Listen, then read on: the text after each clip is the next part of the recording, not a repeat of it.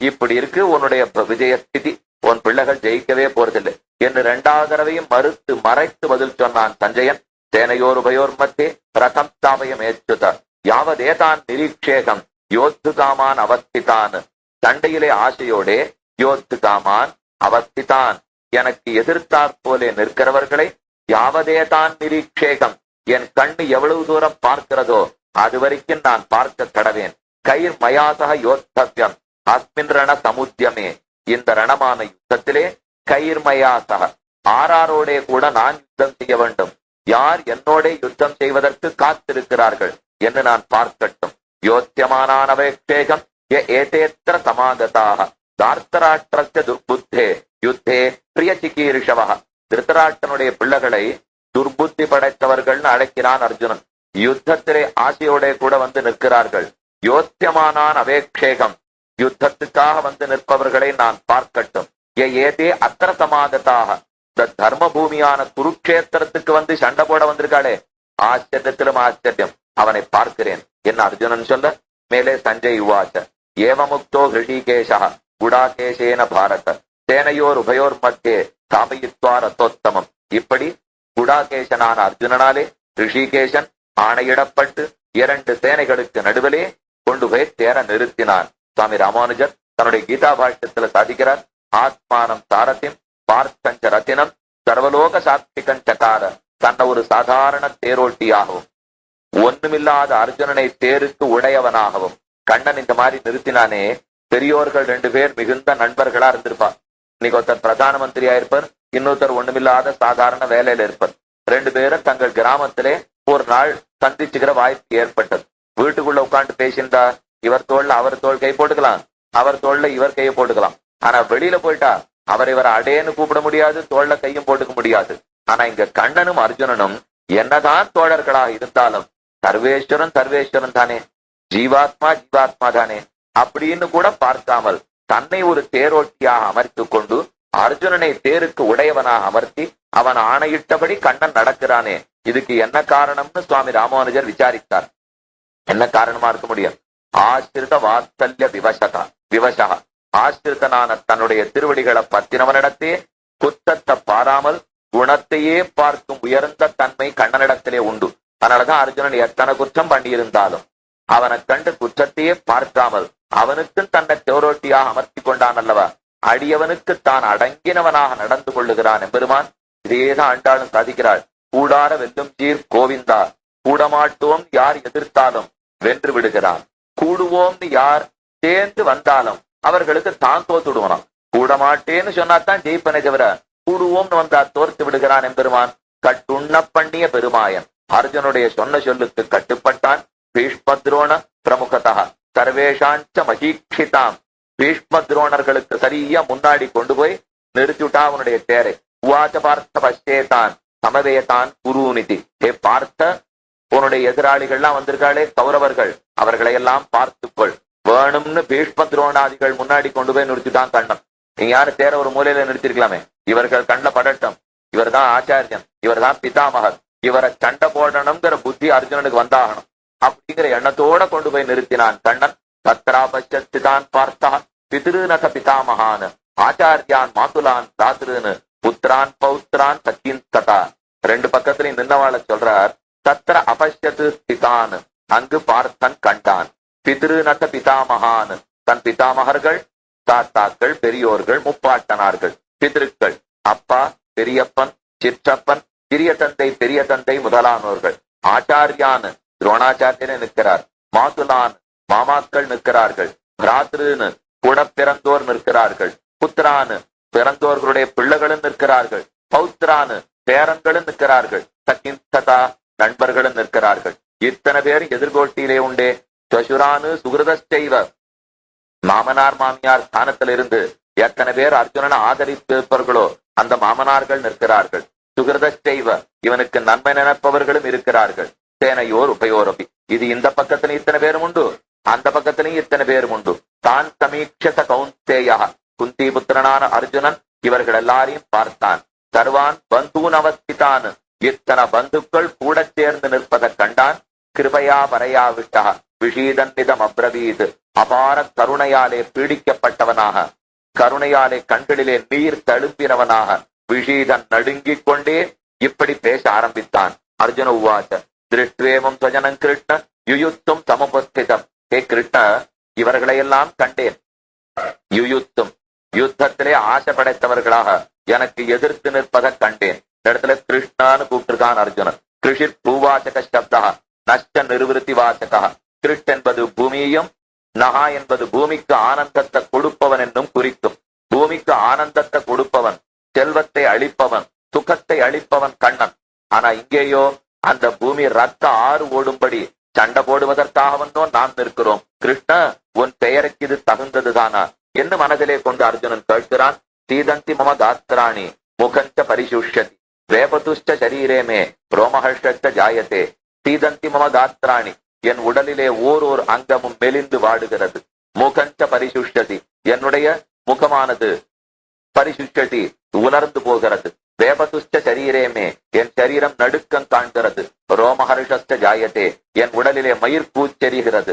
காண்டீவம் திரம்சர்தே ஹஸ்தாது ஸ்வக்தைவ பரிதக்கியதே நகசக்னோம் அவஸ்தாதும் பிரமதீவச மே மனஹ. என் கையிலிருந்து காண்டீபம் விழுகிறது.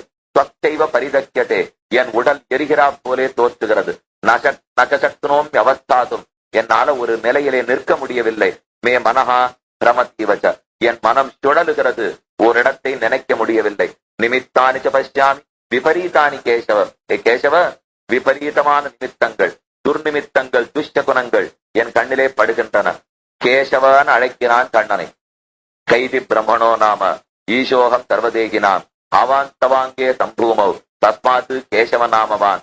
க என்பது பிரம்மாவையும், ஈச என்பது பரமசிவனாரையும், வ என்பது இந்த ரெண்டு பேரையும் தன் ஆளுகைக்கு உட்படுத்தி வைத்திருக்கிற ஸ்ரீமன் நாராயணனை.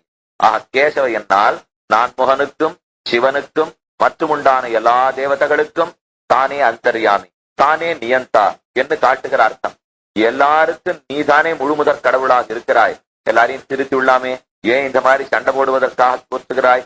விபரீதானி கேசவ நச்சஸ்ரேயா அனுபஷ்யாமி ஹத்வா ஸ்வஜனம். ஆகவே ஆகவே யுத்தத்திலே ஸ்வஜனம் ஹத்வா, நம்முடைய பந்துக்கள் வேண்டியவர்களை எல்லாம் கொன்று, ஸ்ரேயா ந அனுபஷ்யாமி, நமக்கு நன்மை கீர்த்தி பெருமை என் கண்ணிலே படவே இல்லை.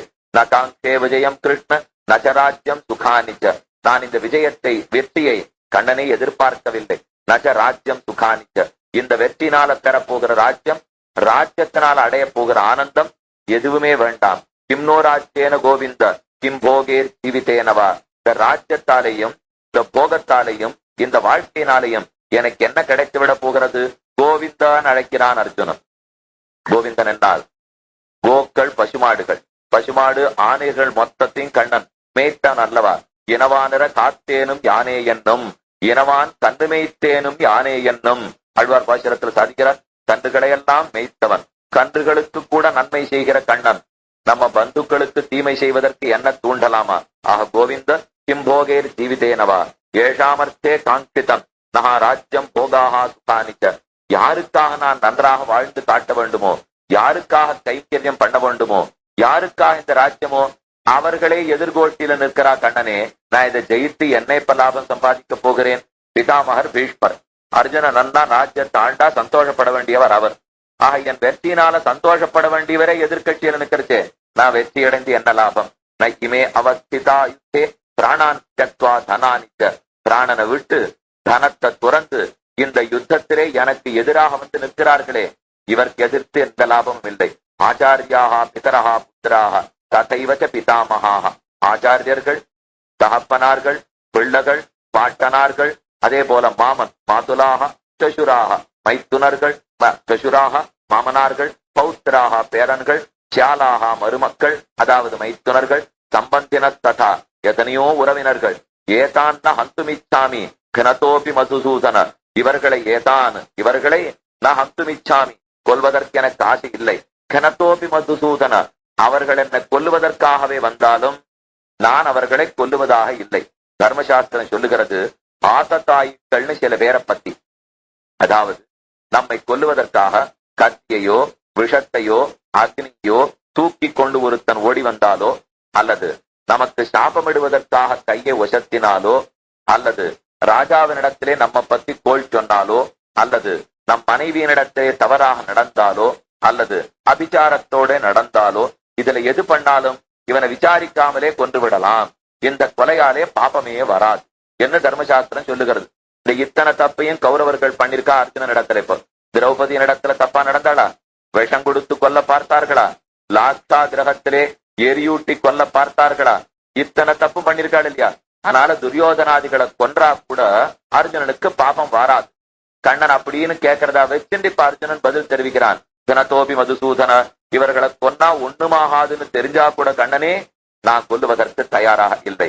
ஹே மதுசூதன, அபித்ரைலோக்கிய ராஜ்யஸ்ய ஏதோக்கிந்து மகீகிருதே, 3 உலகத்தையே எனக்கு கொடுத்தா கூட கண்டிப்பாக இந்த யுத்தத்தை பண்ணி கொலை செய்ய மாட்டேன். கேவலம் இந்த ராஜ்யம் இந்திரபிரஸ்தத்துக்காக அவர்களை நான் கொண்டு விடுவேனா?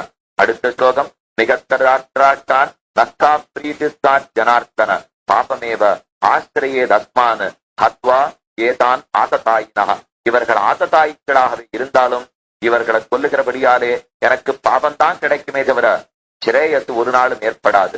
நிகத்திய தார்த்தராஷ்டிரன் நகா, தார்த்தராஷ்டிராதிகளை கொன்று நகா கா பிரீதிஸ்தான் ஜனார்த்தன, எனக்கு என்ன பிரீதி ஏற்படும் என்று ஜனார்த்தனா நீ நினைக்கிறாய்? ஜனங்களுக்கு நல்லது செய்பவன் எம்பெருமான், நீ போய் இப்படி தீயது செய்ய பார்க்கிறாயே.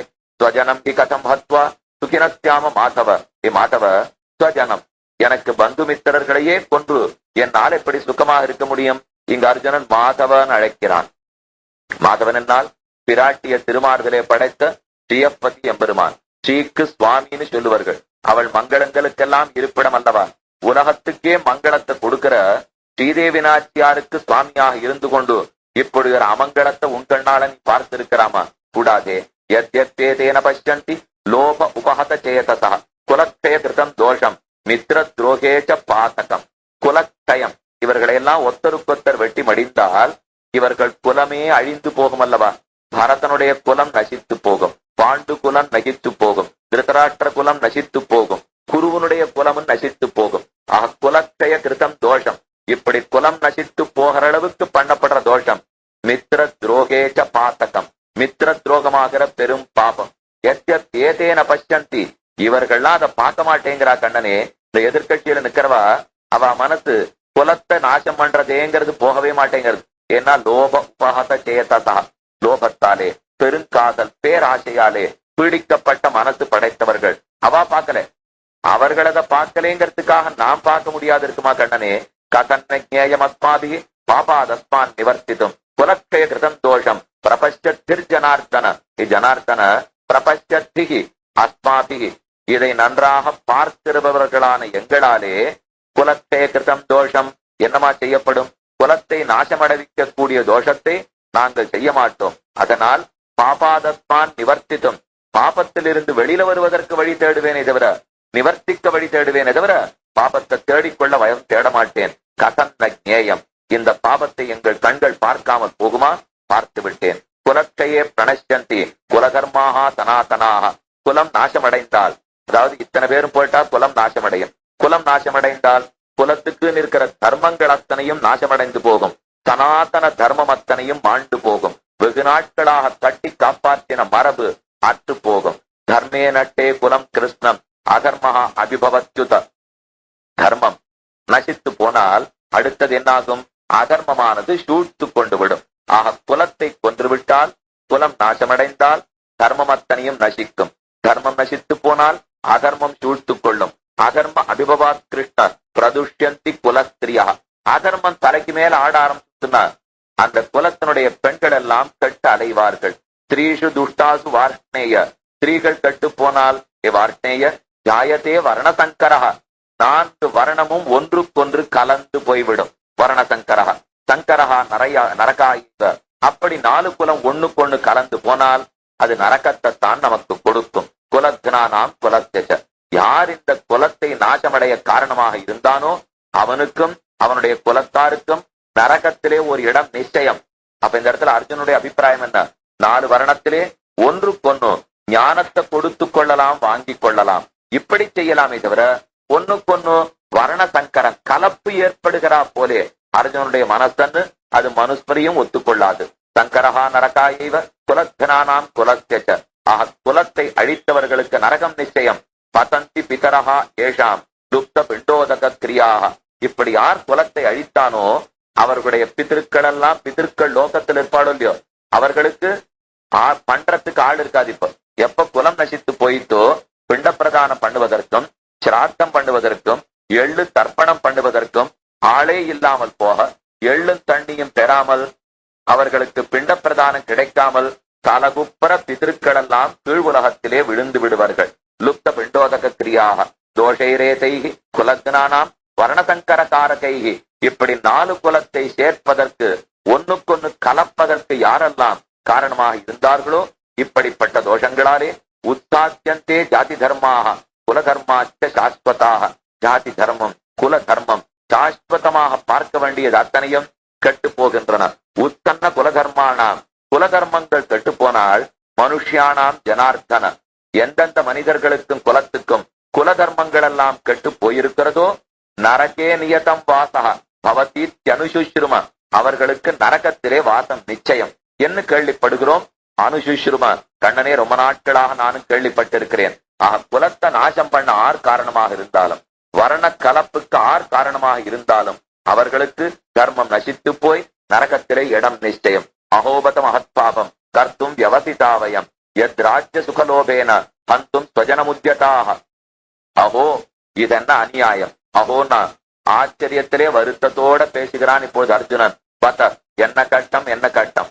மகத்பாபம் கர்த்தும் வியவசிதாவயம் பெரிய பாபத்தை செய்வதற்கு நாங்கள் இப்போது உற்சாகத்தோட நிற்கிறோமே இந்த யுத்தரங்கத்திலே.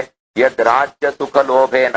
இது எதனால இந்த மாதிரி சண்டை போட வந்திருக்கோம்? ராஜ்யம் கிடைக்கும் சுகப்படலாம் என்கிற பேராசையால தானே வந்துள்ளோம். ஹஸ்தும் ஸ்வஜனமுத்யதாக ஹந்தும் நம்ம கூட பிறந்தவர்களையும் பந்துக்களையும் மித்திரர்களையுமே கொல்லுவதற்காக எதிரம்பு கோர்த்து நிற்கிறோமே. ஆசை யாரை விட்டது? காமம் ஆற விட்டது. கொல்லுவதற்காக நம்ம கொண்டு வந்து நிறுத்தி வைத்துட்டே ஐயோ இது என்ன அநியாயம், இது என்ன பெரிய கட்டம் என்று பரிதவிக்கிறான், அழுகிறான் அர்ஜுனன். எதிமாம் அப்பிரதீகாரம் அசஸ்திரம் சஸ்திரபாணையா தார்த்தராஷ்டிராக ரணேகந்தும் தன்யுகு தன்மே க்ஷமதரம் பவேது. அப்படி ஒருவேளை நான் சண்டை போடாமல் ஓட முற்பட என்ன அவர்கள் கொல்லுகிறார்கள்னே வைத்துக் கொள்வோம். கண்ணன் கேட்பதாக நினைத்த அர்ஜுனன் இப்போது பதில் சொல்றான். எதிமாம் அப்பிரதீகாரம். இவா கொல்ல வரச்சே நான் எதிர்த்து நிற்காமல் பின்வாங்கி ஓடுகிறேன் என்னே பார்ப்போம். இவாளை எதிர்த்து நான் வஞ்சனமாக இவர்களை பழி தீர்க்க வரவில்லை. அசஸ்திரம் கையில சஸ்திரமும் இல்லை. ஆனால் அவர்கள் சஸ்திரத்தோட நிற்கிறார்கள். இருந்து தார்த்தராஷ்டிராக ரணே ஹன்யுகு. என்னை இந்த யுத்தரங்கத்திலே திருத்தராஷ்டனுடைய பிள்ளைகள் கொன்னாலும் க்ஷேமதரம் பவையது. அது எனக்கு நல்லதுன்னு தோன்றதே தவிர இவர்களை கொல்லுவது எனக்கு நல்லதாக படவில்லை என்று சொல்லி மேலே சஞ்சயன் தெரிவிக்கிறான். ஏவமுக்துவா அர்ஜுனா. இப்படி பேசின அர்ஜுனன் தங்கே ரதோபஸ்த உபாதிச்சது. தான் யுத்தரங்கத்திலேயே தன்னுடைய ரதத்தின் நடுவிலே அமர்ந்து கொண்டான். அழத் தொடங்குகிறான். விசிறிச்ச தசரம் சாபம். கையிலிருந்து சரத்தோடே கூடின வில்லு நழுவி கீழே விழுந்தது. சோக சம்பிக்ர மானசா. சோகத்தாலே வருத்தத்தாலே பீடிக்கப்பட்ட மனசோடே கூட கண்ணிலே அஸ்ரூபூர்ணாகுலேக்ஷணம். கண்களிலே நீர் தழும்ப யோ எதிராளிகள்னு நினைத்து சண்டை போடலாம்னு வந்தால் பந்துக்களும் மித்திரர்களும் ஒன்றோ நிற்கிறார்கள், ஆச்சாரியர்கள் நிற்கிறார்கள், பிதாமகர்கள் நிற்கிறார்கள். இவர்களை கொண்ட ராஜ்யமோ சுகமோ போகமோ எனக்கு வேண்டாம் என்று மிகவும் கிருபையாலும் கருணையாலும் பீடிக்கப்பட்டவனான அர்ஜுனன் மேற்கொண்டு நம்மால் யுத்தம் பண்ண முடியாது என்று சோகப்பட்டு நிற்கிற வரைக்கும் முதல் அத்தியாயத்திலே தெரிவித்தார். அர்ஜுனன் பட்ட விஷாதம் சோகம் முழுக்க சொல்லியிருக்கபடியாலே இந்த அத்தியாயத்துக்கு முதல் அத்தியாயத்துக்கே அர்ஜுன விஷாத யோகம்னு சொல்லுவார்கள். அர்ஜுனன் எதனால இந்த மாதிரி சிரமப்பட்டு பேசினான்கிறதை இன்னைக்கு பார்த்தோம். அஸ்தான ஸ்நேக காருண்ய தர்மா தர்ம தியாகுலம் பார்த்தம் பிரபந்தம் உத்திஷ்ய சாஸ்திராவதரணம் கிருதம். காட்ட வேண்டாத இடத்திலே ஸ்நேகம், காட்டக்கூடாத இடத்திலே கருணை, எது தர்மம் எது அதர்மம்னு கலங்கின மனம். இதனாலதான் அர்ஜுனன் தான் சண்டை போட மறுத்தான். இனி மேற்கொண்டு அர்ஜுனன் கண்ணன் என்ன பிரார்த்திக்கிறான்? அவன் மனசை தெளிவுபடுத்த, ஏன் நம்ம எல்லாருடைய மனத்தையும் தெளிவுபடுத்த கண்ணன் என்ன உபதேசிக்கிறான்கிறதை நாளை சாயங்காலம் விண்ணப்பம் பண்ணுகிறேன். இப்போது பிரும்பானண்ட நிவாசாய பலராமானுஜாய ருக்மிணி பிராணநாதாய பார்த்தசூதாய மங்களம் என பார்த்தசாரதி எம்பெருமானுக்கு திருவடிகளுக்கு பல்லாண்டு பாடி அமை. ஸ்வதர்ம ஞான வைராக்கிய சாத்திய பக்தேக கோச்சரः நாராயணः பரம் பிரம்ம கீதாசாஸ்திரே சமீரிதः. இது ஆளவந்தாருடைய கீதார்த்த சங்கிரகத்தில் முதல் ஸ்லோகம். கீதார்த்த சங்கிரகம்ங்கிறது கீதையினுடைய அத்தியாய மத்தியமாக சுருக்கமாக ஒரு சங்கிரக ஸ்லோகத்தை ஒரு அத்தியாயத்துக்காக அருளி செய்கிறார் ஆளவந்தார். கீதார்த்த சங்கிரகத்திலே 32 ஸ்லோகங்கள்.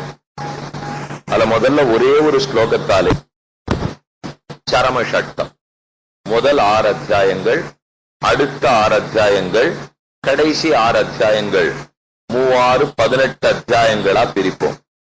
700 ஸ்லோகங்கள், 18 அத்தியாயங்கள்.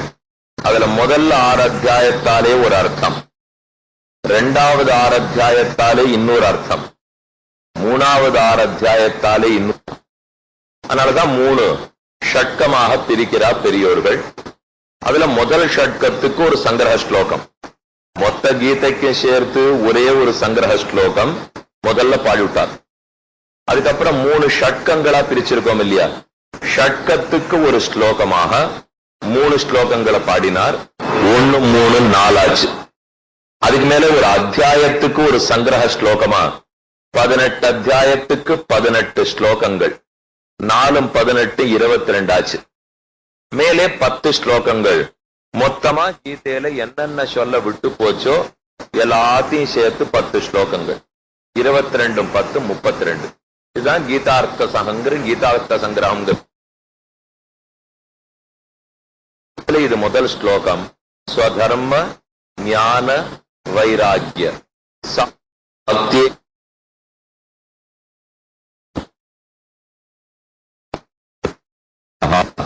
நாராயணன் கீதா சாஸ்திரத்திலே நன்றாக சொல்லப்பட்ட என்னன்னு சொல்லப்படுறார், நாராயணஹா பரம் பிரம்ம, பரம் பிரம்மம் பரம் பிரம்மம்னு நாராயணன் சொல்லப்பட்டான் கீதா சாஸ்திரத்தில்.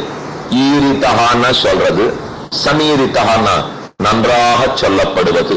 ஆக நாராயணன் பரம்பொருள் என்று கீதா சாஸ்திரத்தில் நன்றாக சொல்லப்பட்டான். பிரம்மம் பிரம்மம்னு சொல்றோம் இல்லையோ, பிரம்மங்கிற சப்தத்துக்கு அர்த்தம் பிருகத்வாது பிரம்மணத்வாச்ச பிரம்மமித்யபிதீயதே. பிருகத்வாத் தான் ரொம்ப பெருசா இருக்கும், எல்லா விதத்திலையும் ரொம்ப சிறப்புடையது. பிரம்மணத்வாத் தன் ஆசிரியத்தவர்களையும் பெரியவர்களா ஆக்கிவிடும். அதுதான் பிரம்மத்துக்கு இருக்கிற சிறப்பு. தான் முதல்ல ரொம்ப வசந்ததா இருக்கும், தன்னை யார் திருவடிகள்ல வந்து விழுந்தாலும் அவனையும் தனக்கு நிகரான உயர்ந்தவன ஆக்கி விடுறது இல்லையோ. இந்த 2 குணம் இருக்கிறதுனாலதான் பிரம்மம் பிரம்மம்ன்றோம். அது யார் பண்ணுவாளா, நாராயணனே பிரம்ம சப்தவாச்சியன். பிரம்மங்கிற சொல் நாராயணனை சொல்லுங்கிறது ரொம்ப அழகா சங்கராச்சாரியர் வியாக்கியானம் பண்ணி காட்டினார். ஈசனசீலோ நாராயண, இது சங்கர பாஷ்யம். ஸ்ரீபாஷ்யம், ராமானுஜ பாஷ்யம்.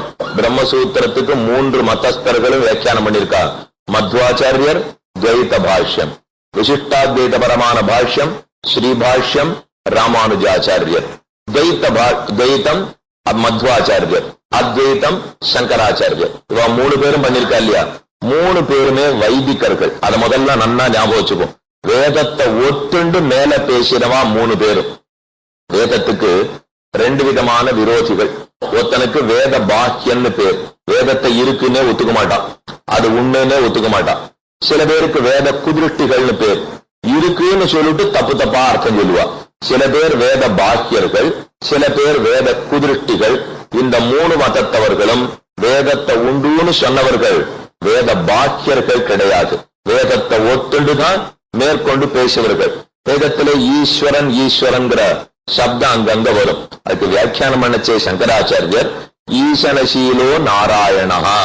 ஈஸ்வர், ஈஷ் என்பதற்கு நியமிக்கிறான் என்று பொருள். வரச் என்பதை ஸ்வபாவார்த்தே வரச்சு என்று சொல்லுவர்கள். உலகத்தையெல்லாம் நியமிக்கிறான், தன்னுடைய நியமனத்துக்கு உட்படுத்துகிறான், இயற்கையாகவே உட்படுத்துகிறான் என்று பொருள்.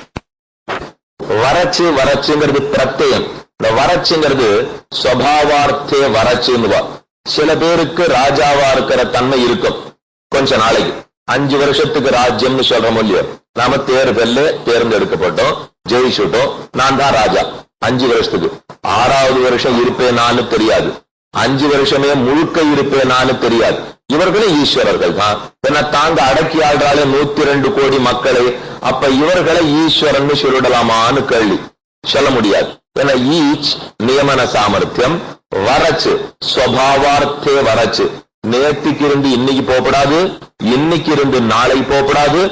என்னன்னைக்கும் நானே செலுத்துறவனா இருக்கணும், என்னன்னைக்கும் நானே ராஜாவா இருக்கணும். என்ன ஒருத்தர் தேர்ந்தெடுக்க வேண்டிய தேவையும் இருக்கப்படாது, என்னை இறக்கவும் யாராலையும் முடியக்கூடாது. அதுக்குத்தான் ஸ்வபாவார்த்தே, இயற்கையாக தானேயாக பெருமான் ராஜாவா இருக்கானோ இல்லையோ, அதனாலதான் ஈஸ்வரன் சொல்றோம். இந்த ஈஸ்வரங்கிற சொல்லி யாரை குறிக்கும்னா ஈசனசீலகா நாராயணா. சங்கராச்சாரியர் வியாக்கியானம் பண்ணார். அதனாலே பரபிரம்ம சப்தவாச்சியன் நாராயணன்.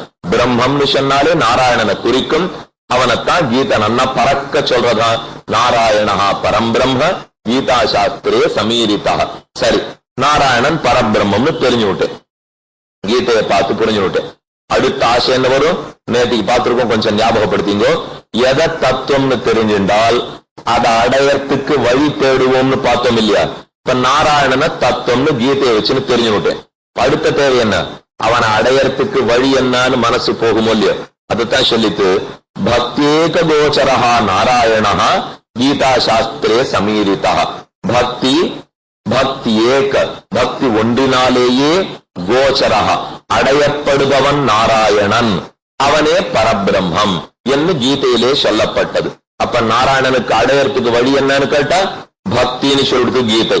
பக்தேக கோச்சரஹா நாராயணா, பக்தின்னு மட்டும் சொல்லல, பக்தி ஒன்றினாலேயே அடைய தகுந்தவன், மத்த எது பண்ணியும் பிரயோஜனமும் இல்லைன்னு.